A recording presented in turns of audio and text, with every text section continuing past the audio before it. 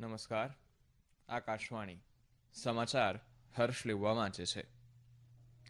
લોકસભા ચૂંટણીના પ્રથમ તબક્કામાં 102 બેઠકો માટે ગઈકાલે યોજાયેલા મતદાનમાં અંદાજે 62.37%થી વધુ મતદાન થયું હોવાના અહેવાલ છે. ગુજરાતની લોકસભાની 26 બેઠકો અને રાજ્ય વિધાનસભાની ખાલી પડેલી 5 બેઠકોની પેટા ચૂંટણી માટે ભરાયેલા ઉમેદવારી પત્રોની આજે ચકાસણી થશે. ભારતીય રેલવેએ ઉનાળા ઋતુમાં મુસાફરોને વધુ સારી સુવિધા આપવા ખાસ ટ્રેનોની વિક્રમજનક 9111 ટ્રીપનું આયોજન કર્યું છે. અમેરિકાએ ગઈકાલે પાકિસ્તાનના બેલિસ્ટિક મિસાઇલ પ્રોગ્રામને મિસાઇલ સક્ષમ વસ્તુઓ સપ્લાય કરતી 4 કંપનીઓ પર પ્રતિબંધો લાદ્યા છે અને હવામાન વિભાગે આગામી કેટલાક દિવસો સુધી દેશના પૂર્વ અને દક્ષિણ વિસ્તારોમાં તીવ્ર ગરમી પડવાની આગાહી કરી છે. લોકસભા ચૂંટણીના પ્રથમ તબક્કામાં 102 બેઠકો માટે ગઈકાલે યોજાયેલા મતદાનમાં રાત્રે 9 વાગ્યા સુધી 62.37%થી વધુ મતદાન થયું હોવાના અહેવાલ છે. મતદાન મોટાભાગે શાંતિપૂર્ણ રહ્યું હતું અને વધુ ગરમી હોવા છતાં મતદારોએ મતદાન કરવામાં ઉત્સાહપૂર્વક ભાગ લીધો હતો. 102 સંસદીય મત વિસ્તારોમાંથી 11 લોકસભા બેઠકો અનુસૂચિત જનજાતિ માટે અને 18 બેઠકો અનુસૂચિત જાતિ માટે અનામત છે. આ 102 બેઠકો ઉત્તર પ્રદેશ, પશ્ચિમ બંગાળ, બિહાર, આસામ, મધ્યપ્રદેશ, મહારાષ્ટ્ર, રાજસ્થાન, તમિલનાડુ, ઉત્તરાખંડ, અરુણાચલ પ્રદેશ, મણિપુર અને મેઘાલયની છે. પશ્ચિમ બંગાળની 3 લોકસભા બેઠકો માટે 77.57%થી વધુ મતદાન થયું હતું. ઉત્તર પ્રદેશની 8 બેઠકો પર 58.49%થી વધુ મતદાન થયું હતું. બિહારની 4 બેઠકો પર 48%થી વધુ મતદાન થયું હતું. રાજસ્થાનની 8 બેઠકો પર લગભગ 57% મતદાન થયું હતું, જ્યારે મહારાષ્ટ્રની 5 બેઠકો પર લગભગ 55% મતદાન થયું હતું. આસામની 5 બેઠકો પર લગભગ 72% મતદાન થયું હતું અને તમિલનાડુની 39 બેઠકો પર લગભગ 65% મતદાન થયું હતું. મધ્યપ્રદેશમાં લોકસભા ચૂંટણીના પ્રથમ તબક્કામાં કુલ 6 સંસદીય મત વિસ્તારોમાંથી 67.8%થી વધુ મતદાન થયું હતું. છિંદવાડામાં સૌથી વધુ 79.18% મતદાન નોંધાયું હતું, જ્યારે સીધી લોકસભા મત વિસ્તારમાં સૌથી ઓછું 55.19% મતદાન નોંધાયું હતું. મંડલા અને બાલાઘાટમાં પણ 70%થી વધુ મતદાન થયું હતું. કેટલાક નક્સલ પ્રભાવિત વિસ્તારોમાં મતદારોએ ઇતિહાસ રચ્યો હતો. જમ્મુ અને કાશ્મીરના 5 જિલ્લા ડોડા, કઠુઆ, કિશ્તવાડ, રામબન અને ઉધમપુરમાં ખરાબ હવામાન છતાં ગઈકાલે શાંતિપૂર્ણ મતદાન થયું હતું. મતદારોએ ઉત્સાહ અને નિશ્ચય સાથે પોતાની ફરજ બજાવી હતી. 18મી લોકસભા ચૂંટણીના પ્રથમ તબક્કામાં ઉધમપુર, કઠુઆ લોકસભા મત વિસ્તારમાં શાંતિપૂર્ણ રીતે મતદાન થયું હતું. આ વિસ્તારમાં લગભગ 68.27% મતદાન નોંધાયું હતું. પ્રથમ તબક્કામાં કુલ 1625 ઉમેદવારો મેદાનમાં હતા. ભાજપના વરિષ્ઠ નેતાઓ અને કેન્દ્રીય મંત્રીઓ નીતિન ગડકરી, સર્બાનંદ સોનોવાલ, કિરેન રિજિજુ, ડોક્ટર જીતેન્દ્રસિંહ, સંજીવ બાલિયાન સાથે ભાજપના નેતાઓ તિમિલસાઈ સુંદરરાજન અને જીતિન પ્રસાદ અને કોંગ્રેસના નેતાઓ ગૌરવ ગોગોઈ, કાર્તિ ચિદમ્બરમ અને નકુલ નાથ અને ડીએમકેના દયાનિધિ મારન પ્રથમ તબક્કામાં અગ્રણી ઉમેદવાર હતા.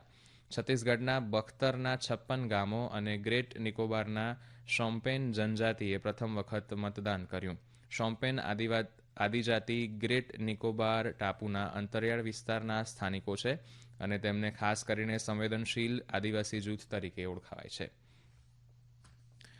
પ્રધાનમંત્રી નરેન્દ્ર મોદીએ કહ્યું છે કે લોકસભા ચૂંટણીના પ્રથમ તબક્કામાં ખૂબ સારો પ્રતિસાદ મળ્યો છે. એક સોશિયલ મીડિયા પોસ્ટમાં શ્રી મોદીએ મતદાન કરનારા દરેકનો આભાર માન્યો હતો.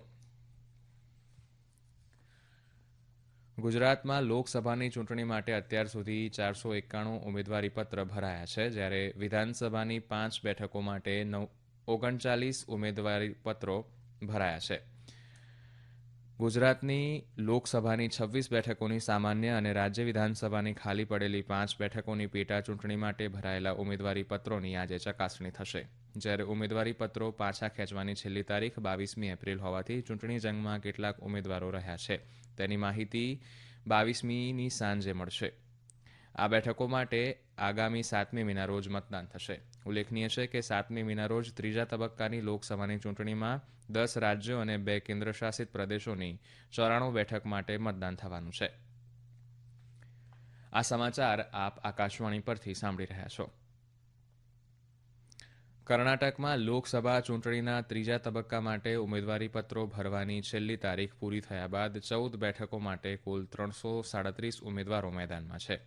મુખ્ય ચૂંટણી કાર્યાલયના જણાવ્યા અનુસાર 12 એપ્રિલથી આ તબક્કા માટે ઉમેદવારી પત્રો ભરવાના શરૂ થયા બાદ 309 પુરુષ અને 28 મહિલા ઉમેદવારો દ્વારા 503 ઉમેદવારી પત્રો ભરવામાં આવ્યા હતા. સૌથી વધુ 40 ઉમેદવારોએ દાવણગેરેથી ઉમેદવારી નોંધાવી છે અને ઓછામાં ઓછા 11 ઉમેદવારોએ અનુસૂચિત જનજાતિ માટે અનામત બેઠક બેલ્લારીમાંથી ઉમેદવારી નોંધાવી છે.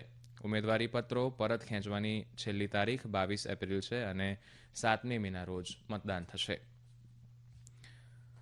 લોકસભા ચૂંટણીના પ્રથમ તબક્કામાં મતદાન બાદ પશ્ચિમ બંગાળના મુખ્ય ચૂંટણી અધિકારી આરીઝ આફતાબે જણાવ્યું હતું કે શુક્રવાર સવારે કૂચ બિહારમાં 2 અલગ અલગ ઘટનાઓમાં રાજપુર પોલીસ સ્ટેશન હેઠળના એક વ્યક્તિ લવ સરકાર અને લાલ બહાદુર શાસ્ત્રી સ્કૂલમાં અન્ય એક વ્યક્તિ અનંત બર્મન ઇજાગ્રસ્ત થયા છે. બંને ઇજાગ્રસ્તોની સ્થાનિક હોસ્પિટલમાં સારવાર ચાલી રહી છે. તેઓએ માહિતી આપી હતી કે કુલ 12 લોકોની ધરપકડ કરવામાં આવી છે. સી વિજિલ એપ સહિતની ચૂંટણી પંચને મળેલી ફરિયાદોનું નિરાકરણ કરવામાં આવ્યું છે. ભારતીય રેલવેએ ઉનાળા ઋતુમાં મુસાફરોને વધુ સારી સુવિધા આપવા ખાસ ટ્રેનોની વિક્રમજનક 9111 ટ્રીપનું આયોજન કર્યું છે. રેલવે મંત્રાલયની યાદીમાં જણાવાયું છે કે ગુજરાત સહિત 14 રાજ્યોના મુખ્ય રેલવે રૂટ પર આ ખાસ ટ્રેનો ચલાવાશે. આ ઉપરાંત ઉનાળાની ઋતુને ધ્યાનમાં લઈને બધા જ રેલવે સ્ટેશનો ઉપર મુસાફરો સરળતાથી આવાગમન કરી શકે તેવી નિયંત્રણ વ્યવસ્થા ગોઠવવામાં આવી છે. આ સમગ્ર વ્યવસ્થા ઉપર દેખરેખ રાખવા વરિષ્ઠ અધિકારીઓની નિમણૂક કરવામાં આવી છે. ભારતીય રેલવેએ આ મહિનાની 14થી 16 તારીખ સુધીના 3 દિવસના ટૂંકા ગાળામાં 2 કરોડ 86 લાખ લાંબા અંતરના મુસાફરોનું પરિવહન કર્યું છે. ઉનાળામાં ભીડ ઘટાડવા માટે ભારતીય રેલવે 1 એપ્રિલથી 30 જૂન સુધી 9111 વધારાની ટ્રીપ્સ ચલાવી રહી છે. અમેરિકાએ ગઈકાલે પાકિસ્તાનના બેલેસ્ટિક મિસાઇલ પ્રોગ્રામને મિસાઇલ સક્ષમ વસ્તુઓ સપ્લાય કરતી 4 કંપનીઓ પર પ્રતિબંધ લાદ્યા છે. અમેરિકન વિદેશી વિભાગે જણાવ્યું હતું કે આ કંપનીઓ ચીનની Xian Longde technology development, Tianjin creative source international trade and Granpact company limited અને બેલારૂસની મિન્સ્ક વ્હીલ ટ્રેક્ટર પ્લાન્ટ છે. વિદેશ વિભાગના પ્રવક્તા મેથ્યુ મિલરે કહ્યું કે આ સંગઠનો સામૂહિક વિનાશના શસ્ત્રોના પ્રચારમાં રોકાયેલા છે. હવામાન વિભાગે આગામી કેટલાક દિવસો સુધી દેશના પૂર્વ અને દક્ષિણ વિસ્તારોમાં તીવ્ર ગરમીની આગાહી કરી છે. ઓડિશા, ઝારખંડ, પશ્ચિમ બંગાળના ગંગા પ્રદેશ, બિહાર, તટીય આંધ્રપ્રદેશ, યાનમ, રાયલસીમા, તેલંગાણા અને તમિલનાડુમાં મંગળવાર સુધી હીટવેવની સ્થિતિ યથાવત રહેશે.